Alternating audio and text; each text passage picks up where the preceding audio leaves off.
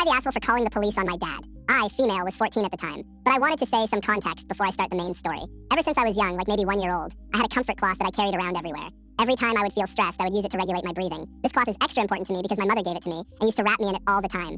She passed away from lung cancer when I was 10. It carried a deeper meaning for me after that, so I became attached to it. I would bring it everywhere. I would get upset if people took it without telling me.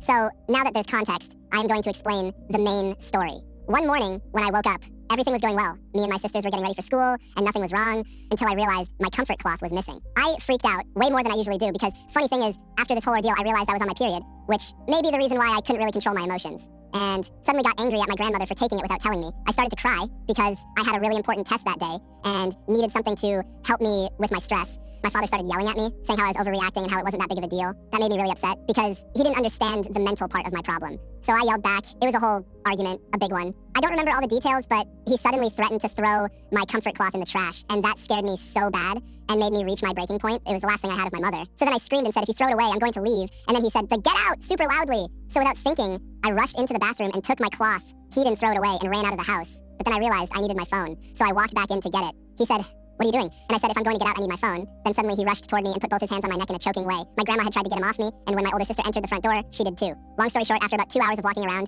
I didn't know where I was. I was lost and desperate.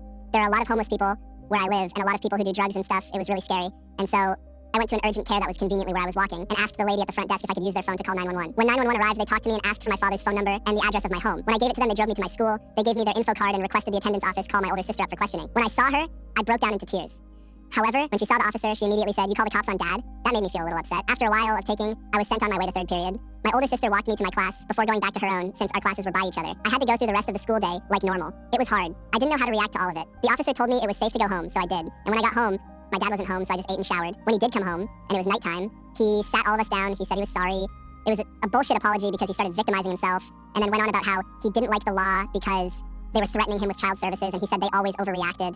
After this whole ordeal, my older cousin, in his mid-30s, cut me off, saying he disowned me for calling the police on my own family. It hit hard, since he's always like a brother to me. He took me and my sisters out for food all the time, visited our house, and helped my dad pay the bills. We're in $200K plus of debt. He cut off my data from his plan and blocked my number. It made me feel horrible, like maybe I really did overreact.